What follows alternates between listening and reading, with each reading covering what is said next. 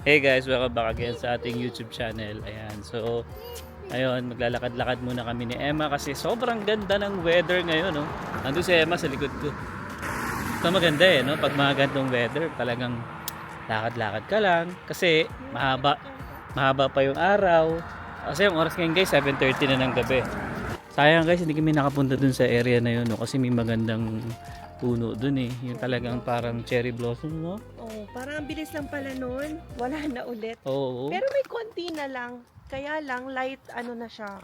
Hindi na Purple maganda na yung lang. kulay. Oo. Ang ganda. Kumpara sa nung mga nakaraang araw. So, dapat pala pag nag-bloom siya, Puntahan mo na. picture ka na agad. Yeah, parang 10 days lang, no? Yung ganun. Kasi after nun, ano na siya, parang iba na. Hindi na siya yung maganda talaga. Yan, so, Ang yan. dami ng insekto ba? Oo nga eh. Lumilipad. Yan, no? Kaya mahirap. Parang lamok. Lamok na malalaki. Eh, mahirap dito pag madaldal ka eh. Nakain. Papasok sa bibig mo. Sayang. So, ayun. Wait mo kami. Pag mga crossing na ganyan, wait mo kami. Ayan guys, papunta na kami dito sa playground. Ang daming insekto. Grabe kahit saan, kala mo parang ang ano.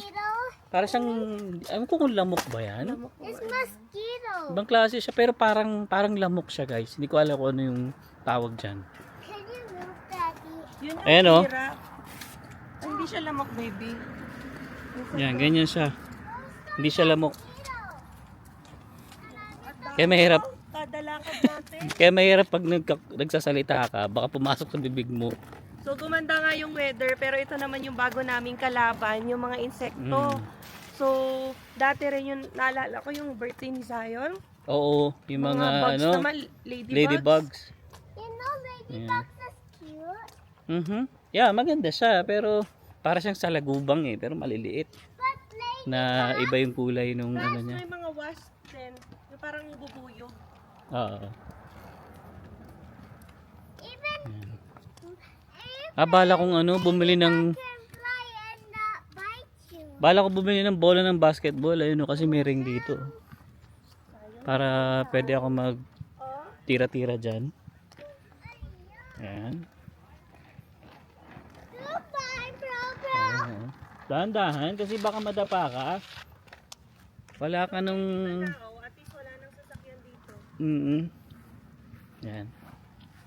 Ayun na, may upuan baby. Yan tayo. Oo nga. Sa bagay, meron pa naman doon. Ayan guys. Actually, maraming playground dito sa area namin. Yung isa, doon malapit sa Tim Hortons. Ito. Tapos doon pa sa kabila, meron din. Nagapay-pay na to. So, ngayon din naglalabasan yung mga allergy. Alam ko yung mga ibang tao, allergic sila sa mga pollens kasi pag spring yan, sisibulan. Pero yung mga pollens, mahirap sa kanila. Kasi dami insekto. Yun yung kalaban natin pag spring. So, mamili na lang kayo. Pitas nga tayo na to. Winter. Ito yung pag inihipan mo. Ayan guys, ang ganda, no? Focus ba natin? Hindi siya pumufocus.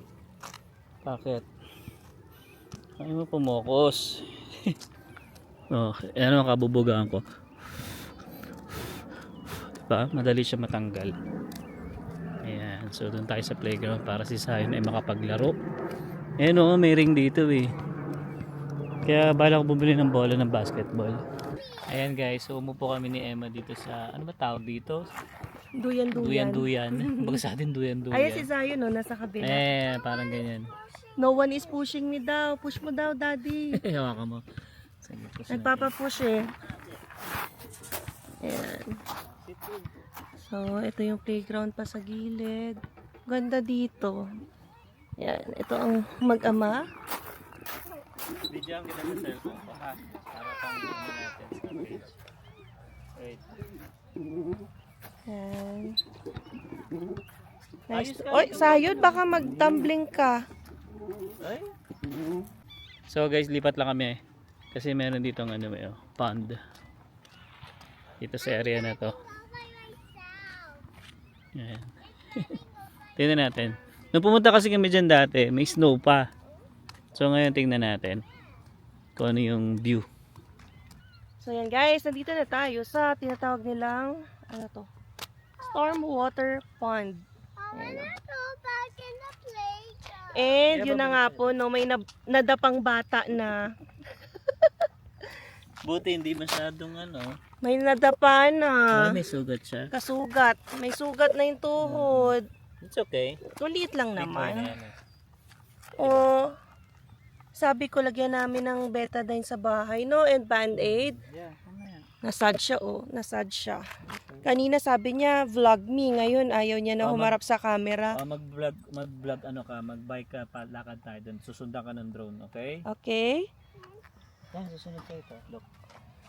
It's gonna follow you. Ayan. Yan lang ha. So, ganda ng view dito. May nakita kami dito nagbo-walking na couple. Ikutin mo lang yan eh. 'Di ba exercise na yan. Walk. Oh, walk na, go. Dito, dito.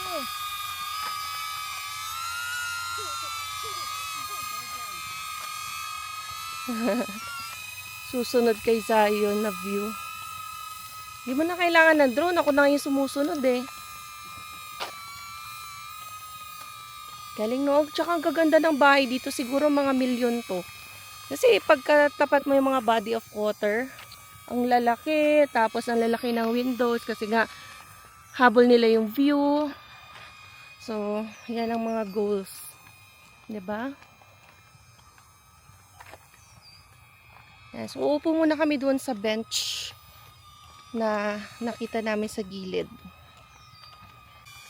Maybe pwede rin pala ako dito mag-jogging. Ang ganda oh, may nagja-jogging. Tapos dito ka iikot. Hindi naman ganun kalayo. Tapos hindi naman mainit. May mga duck. Sayo nagsiswimming sila. I am not going there because there's poison. Upo tayo dito. There's poison. Upo tayo dito. Upo muna tayo dyan guys. I And wanna go back there. kwentuhan tayo. I wanna go back there. Ayan guys, so umupo lang muna kami dito sa bench, no?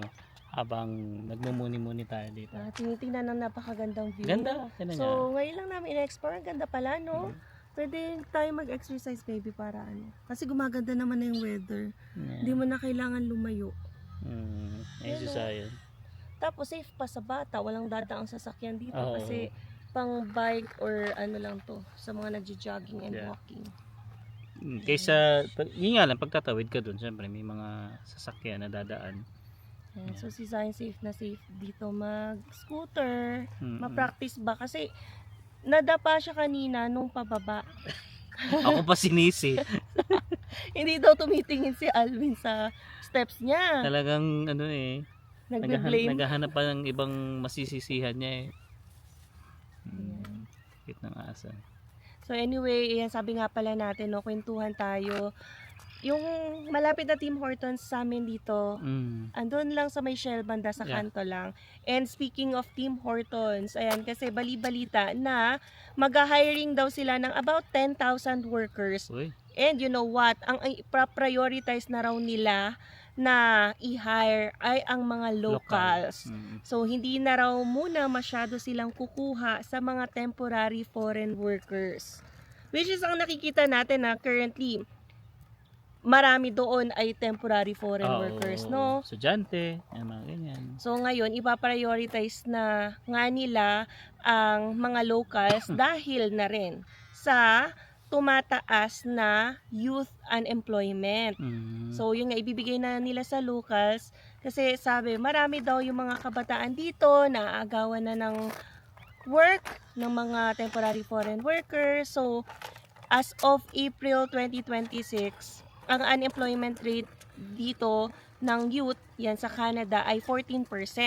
So, mataas din yan talaga kasi ibig sabihin sa bawat 100 na youth, 14 doon ang hindi makahanap ng trabaho. So, mag-open ng mga positions ang Tim Hortons for locals, guys. So, yun guys, so, ipaprioritize nila yung pag-hire ng locals for the 10,000 positions kasi na rin ay tumataas na yung unemployment rate dito, lalo na sa mga kabataan.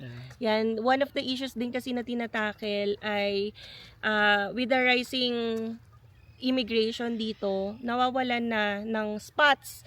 Hindi na makahanap Yung mga ng lokal. trabaho yung mga kabataan, Mm. yan, yung mga lokal dito. Kaya yan, 10,000 positions, and ipaprioritize daw ng Tim Hortons ang mga locals. All over Canada yan. All over Canada. So, nasa 80 branches daw or locations yung mag-hiring. Mm. So, hindi natin alam kung ilan yung temporary foreign workers kasi sabi naman doon lilimitahan. So, baka napakaliit lang na porsyento nung 10,000 slots ang maibigay for temporary foreign workers. Yeah. Yan. Kaya, yung iba na nakakuha ng Lamia before, baka, yun nga, hindi na maka-renew. Mm-mm. Or yung mga umaasa Yun sana yung magiging ng... problema dyan eh. Oo, yung maaasa ng work permit sana sa Tim Hortons, yan, baka hindi na maibigay kasi nga ito na yung track ng company which is to prioritize locals. Grabe na talaga yung paghihigpit ng Canada ngayon. Ano? Yes. Isipin mo pati yung ganyang mga trabaho ay talagang nililimitahan nila. Oo. Actually nga, yung sa nangyayaring mga consultations, yung mga speeches, pinapatanggal na talaga ang temporary foreign worker program. So, ipinapa-abolish. At Grabe. gawin na lang daw na one-time program for agriculture, yung mga ganon, yung mga priority jobs na lang, hindi na yung other kinds of jobs daw na makakaagaw sa locals dito sa Canada. Yan. So, yan ang, like, one of the biggest companies din, ang daming branches niyan, Tim Hortons, and ang daming temporary foreign workers na nagtatrabaho dyan currently. Oh, yeah. So, aside from that may ginagawang mga pagbabago ang Tim Hortons sa kanilang menu, babaguhin talaga? din yung layout and everything Oo. para maging mas attractive sa mga tao, yung mga Canadians, 'di ba? Para mas dayuhin sila. So papalitan din siguro yung mga ino-offer na drinks and donuts. Siguro kasi ito ay dahil sa paparating na or pagbabalik ng Dunkin Donuts. Oh. Yes. So parang natithreaten daw sila, sabi sa news Oh. So yun guys, no, ako para sa akin lang yung donut ng Tim Hortons ay sobrang tamis talaga. Yeah, para sa amin. Kaya Oo. hindi nyo rin kami nakikitang masyadong nagtitim. So nagtatry kami kasi Um, parang sa amin wala ako. na yung ibang choice. Oh, ako pag bibilang donut, isa lang, ganun. Yeah. Pero Ako hindi talaga. Mas Oo. gusto ko Dunkin oo Donuts. naman. Kaya nga Talaga. nung umuwi tayo sa Pilipinas, 'di ba, bumili ako ng Dunkin. Oo, pero mahal na rin Ganun talaga, mahal na rin baby. yung presyo niya. So Ay. tingnan natin kapag nagbalik ang Dunkin Donuts ay magkano kaya Mm. ang presyo nun. Ayan, Okay. yayaya na si Zion. Ano ba 'yan? Nagba-vlog tayo Gusto nung umano to dahil masakit daw ang tiyan niya. Ayan. So, yun lang naman yung update natin, no? About Tim Hortons and Dunkin Donuts. So, excited ako actually sa Dunkin Donuts Ako rin. kasi feel ko mas doon ako bibili kumpara sa Tim's. Pero syempre, okay rin naman yung Tim's, napaka-affordable. Pero sa pagdating sa lasa ba ng donuts, mas gusto ko talaga Dunkin. Pero 'di ba? Wala akong ito, masyadong sobrang binibili tamis, sa- 'di ba? Oo, wala akong masyadong binibili sa Tim's. Matamis siya para sa Oo amin, nga, ha? bihirang kang kumain ng donut. no? Hindi talaga. Parang hindi siya fit sa panlasa ko. Wow. Hindi, super sugary niya. Mm. Yeah, pero tingnan natin pag dumating yung Dunkin Donuts. Di ba, excited na rin Ngayong ako. taon daw ba? Yan, paparating na. Hindi ko alam yung timeline. Oo. Hindi ako minessage. Ang meron ako, ang alam kong yun nga, kapapasok nito yung Krispy Kreme dito sa Calgary Ayun nga, ano na rin yun. Parang natapos na rin yung hype doon. Dati, ang Oo, haba-haba ng grabe yun. pila doon. Nagta-traffic. Hindi kasi nung Sa unang McLeod. bukasyon, buy one take one siya. Yeah. Kaya talagang ano. Pero Binubog ngayon, parang wala na Normal na. masyadong pila. Yeah. So ngayon pabalik na tayo guys sa ating bahay. Pero baka dumaan pa raw ng playground. Ay, masakit ang tiyan eh. Tingnan natin kung hanggang saan ang kayanin niya. Oops. Ayan guys, so pauwi na tayo. And yan, sulit na si Zion ngayon. Sarap lang maglakad talaga pag ganitong weather. No? Kaya sana, ganito yung weather sa Calgary. Ano? Siguro kung ganito yung weather sa Calgary, nako, hay na hay ang buhay dito. Tapos isa lang yung tax mo, di ba? Pero hindi ganun eh. Managinip na lang tayo. Well, anyway guys, siguro dito ko natatapos itong vlog na to, and I hope na nag-enjoy kayo sa vlog namin for today. And yeah, we'll see you on next one. Peace!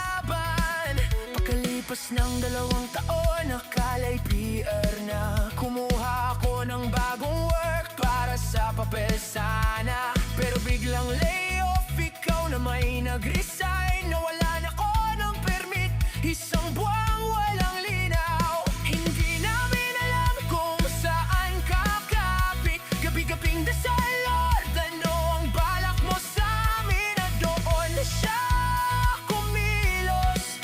Binigyan ulit ng pinto, balik sa dati naming trabaho. Hindi man namin naintindihan noon, ngayon malinaw, hindi niya tayo iniwan.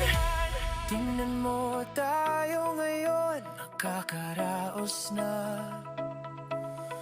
May sarili